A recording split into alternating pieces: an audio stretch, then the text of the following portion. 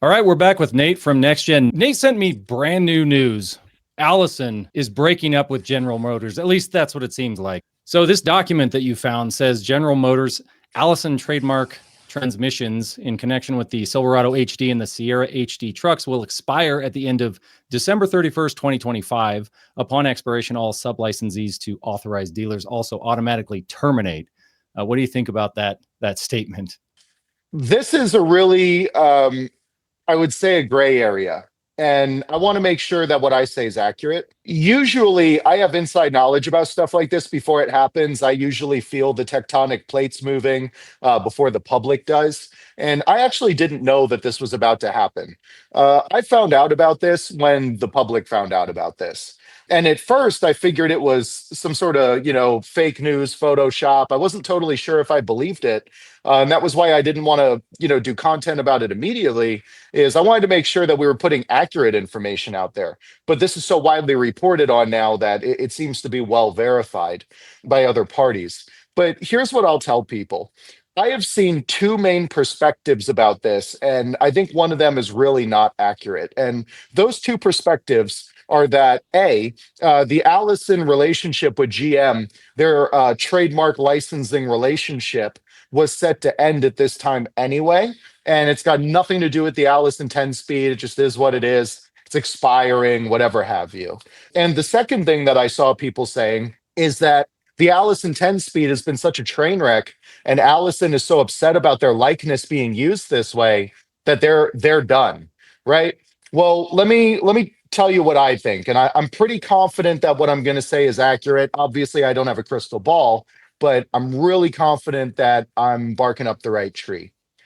I have seen licensing agreements come and go in the automotive industry the entire time I've been designing parts. And what I can tell you is that licensing agreements, when both parties are making money, both parties will fight to the death to keep that agreement.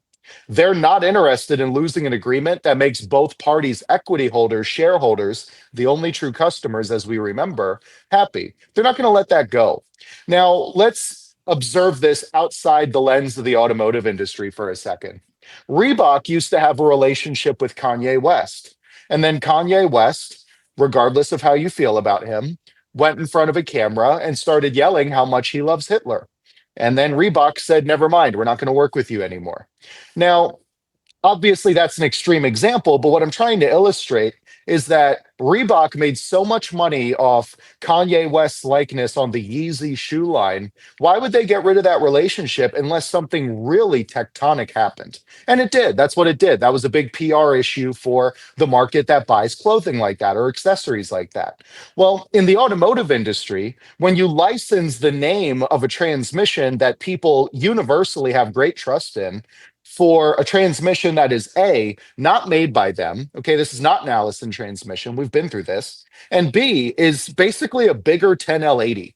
It's just a 10L80 scaled up. If General Motors used their nomenclature, it would be like a 10L140E is what it would be. So there's nothing about this transmission that's really an Allison IP. So when I see Allison let that relationship go, the only logical thing I can assume is obviously the shareholders at Allison said, no thanks. Obviously, Allison is the petitioning party to break this relationship apart. And obviously, they're upset about something that they feel General Motors cannot pay them to resolve. General Motors wants the relationship with Allison for brand reasons. Okay. Air Jordans are worth twice as much money because Nike puts Michael Jordan's name on them. And Allison and General Motors have a similar relationship.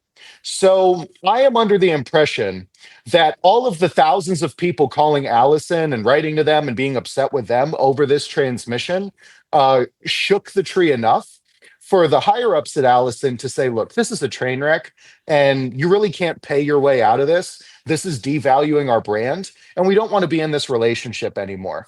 I want everybody to remember, I've said this before. Sometimes it makes people upset, but it's true. So I'll say it anyway. The automotive industry is a giant branding exercise. Okay. It's just like the luxury market, Prada, Gucci, all that. It's a giant branding exercise. And if you don't believe me, explain to me how an Escalade is worth 100,000 additional dollars on top of a Tahoe. Okay. Maybe it's got some nice seats and stuff, but you can't make up $100,000 in value. Not to me. Okay. So something clearly happened here, and the only logical nexus would be the 10-speed so-called Allison transmission that people are extremely and righteously upset about. The most crazy part about this, and the most telling part to me, was they give them a 6-month window, or until June 29th, to sell all the vehicles with Allison badges. And it says basically after June 29th, they say anything that's in dealer inventory after June 29th of 2026, the dealers have to remove the Allison badges from it. That seems a little more hostile than just, hey, you can phase out your inventory. That's extremely unusual. I have seen a lot of licensing agreements come and go, like I've said.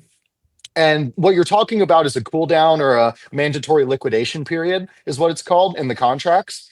And this is usually a year. I've seen a lot of them where it's just whenever you're done, right? Or they buy it back, or there's always something. But 180 days is really aggressive. And that's the other reason that I think Allison is upset. I'll put it this way. If I was in Allison's shoes and I saw the value of our brand diminishing because of General Motors' behavior, I would be upset too. And I would send General Motors a notice of non-renewal. Don't even ask. That's what I would do. And I believe that's what they're doing, in my opinion. And so 180 days, like I said, that's blisteringly fast for a liquidation period in the automotive industry on something that's this big of a deal. Like, we're not talking aftermarket water pumps for a Vortec engine. We're talking about so-called Allison transmissions. So, and then on top of that, mandating that they remove all of the badging from the vehicles, that's just super aggressive. I mean, that is the corporate. No, I'm not making it up. That's unheard of. Like, Yeah. that, I'm sure it's happened before because everything has happened before, but that's really, really aggressive behavior. Allison is upset about something. And again, the only logical thing would be this whole 10-speed crisis. And for the people that say the 10-speed Allison is so bulletproof and it's so great, that can't possibly be true because I fixed the rear wheel locking up recall with the products that I designed. And I also fixed the 0747 problem with the products that I designed. And several 100,000 vehicles were taken off the road because of that issue. Okay, several 100,000 vehicles were named under a bulletin specifically because of this extreme safety issue. And I am on record being correct about this every step of the way. The Allison and smaller GM 10L 60, 80, 90 family has been a total train wreck. And at no point did anybody try to make it out of quality parts. I mean, this is very obvious to anybody on my end of this industry. And I'm just telling it how I see it. Allison is upset, and I don't blame them. And their actions demonstrate that. I think it's awesome. I hope this is the root cause behind it. I hope Allison's upset and they're doing this, in an aggressive manner, because that's what General Motors needed. They needed someone other than, YouTubers like us. Just our complaining doesn't matter. Their sales numbers keep going up, but maybe this will start to wake them up a little bit, and maybe they'll change just a little bit of behavior. And I'm not saying they're going to get that much better, but who knows? Well, I know definitively that hundreds of our customers, if not thousands, have reached out to General Motors really upset. And we have actually reached out to General Motors and said, hey, like, we fixed your mess up. Do you want to work together? And we'll give you aggressive pricing, obviously, because you're a volume account, and we'll try and turn this ship around for you. And what they would do is then, and this is why me and General Motors don't get along. Okay. They released a bulletin saying that there was no mechanical fix for this transmission's locking up issue, while their dealers were billing them for our parts to fix them that prevent the locking up issue. So obviously those facts cannot coexist in a common timeline without somebody lying. So I think I can read between the lines very well here. I design automotive parts for a living. I'm no dummy when it comes to this stuff. I have seen many, many, many, many, many licensing agreements. This is wildly aggressive behavior on Allison's behalf. And by the way, that was written by a lawyer. That's all legal jargon. Yep. That is legalese of the highest order when it comes to Yep. the automotive world. So yeah, Allison's upset, and I really don't blame them. Yeah, interesting. I started after all the videos you've explained all this stuff to me, and most of it, half of it goes in and out of my head, but I try to retain most of it for the hydraulic pressure and all the things in the valve body. I went and test drove a Ford the other day in the 10-speed. It was a brand new 2025, and it was so much more obvious after you explaining how the hydraulic pressure losses and the valve problems, and feeling the difference between the Ford and the Toyota and the ZF, and how much more just sloppy the 10-speed was just right Of out of the gate course. of a brand new truck versus the ZF and Toyota. People would not be buying as much product at my firm as they do if these were wonderful and amazing transmissions. And sometimes people say, well, there's people that'll buy anything. I understand that, but let me put Yeah. it this way. There's a reason that we don't sell a lot of 5-speed Allison parts. It's because very few of them fail. Okay. So, obviously there are people that'll buy anything, but sales numbers dictate the market. And that's just a fact. Okay. I'm speaking factually when I say that. If you have a bunch of people banging the door down to give you their money, that's where you should probably be designing parts for. And we don't see that on the 5 and 6 speed Allison, the ones that built Allison's reputation or part of it. But on the 10-speed world, we can't get our nose above water. Look how many 10-speed Toyotas are out there. We get calls on them now and then, but it's not a big enough market to justify putting hundreds of thousands or even millions of dollars into. The General Motors and Ford 10-speed, we didn't even have to think about it. You can ask anybody that works here about all the nights that I was up sleeplessly up trying to draw parts up and test stuff and find test trucks. And like, I went through hell to get this stuff on market because, I want to mobilize our resources the best way that we can as the executive of the company to make sure that we're stretching every dollar that comes in as far as we can in returned value to the customers so that they want to do business here. But B, why would we not want to do that? Obviously, this market needs us. We see thousands of vehicles down all the time. My business is down. It's been 8 months. I'm waiting on a valve body. That's insane. We look, I'm not going to say that in serving, 5 figures worth of people that we've never had a mess up or a part on back order when someone needed it or something. That's just part of the automotive industry, no matter how hard you work or how much you care. That stuff sometimes happens. But what I will say, we have never had a customer down for 8 months waiting on a valve body. We carved one out of gold before that happened. That's ridiculous. And the fact that a company with such an aggregation of critical resources like General Motors or Ford could not do that is anathema to anything that makes sense. And I believe that it's a function of corruption and incompetence more so than a fact that they just can't do it. These companies know better. And frankly, a gentleman at General Motors called into our sales line and it ended up rolling up to me where he told me very candidly, guy from Detroit, not going to name him, he called us and said, "Look, we have a serious problem. We know about you guys. I'm going to send out a mass email and we're going to get these parts out to dealers. We just got to fix this problem." And they obviously know what's going on and they're just playing stupid. And sitting on your hands and slapping yourself is not going to fix the problem. And that's what's really frustrating is these problems are not hard to resolve at the scale of General Motors and Ford. NextGen Drivetrain is really not that big of a firm if you want to compare us to these big OEMs. So if that's the case, how did I figure this out? And how did, a dozen people here get all this stuff out on the market and General Motors didn't?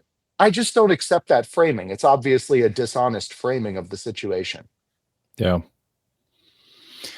Well, thanks for bringing it to light, because I didn't know about it. So I think everybody's going to be pretty interested in this, and probably be like, fist pump, like, yeah, go Allison. Well, I have a lot of respect for Allison. No company's perfect. Not Allison. Not NextGen. Not nobody on planet Earth. But Allison, really does care about putting a quality product out. They slot high in the market when it comes to pricing because they do quality work. The industrial market tends to be more focused on quality most of the time. I'm not saying there's no planned obsolescence there, because there undoubtedly is. But it's not, in my opinion, as pervasive as it is in the car world, the consumer car world. So I'm glad to see Allison sticking up for themselves. I would be very upset if I was in Allison's shoes, and it sounds like Allison is upset in Allison's shoes. So I can't say I didn't see this coming, because the reality is, like I've said before, and like I said, when I say this, some people get very upset. I don't really care, because it is true. The automotive industry, please listen to me. If there's anything you take out of this video, take this out of it. I don't get paid to say this. The automotive industry is a giant branding exercise. How much is a pair of $3 sunglasses made by Luxottica in Singapore or whatever?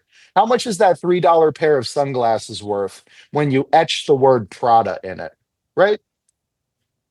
100, 200 times more? Well, that means that branding is the most effective value multiplier of a product that exists. So when these companies see their brand diminishing, it triggers a crisis.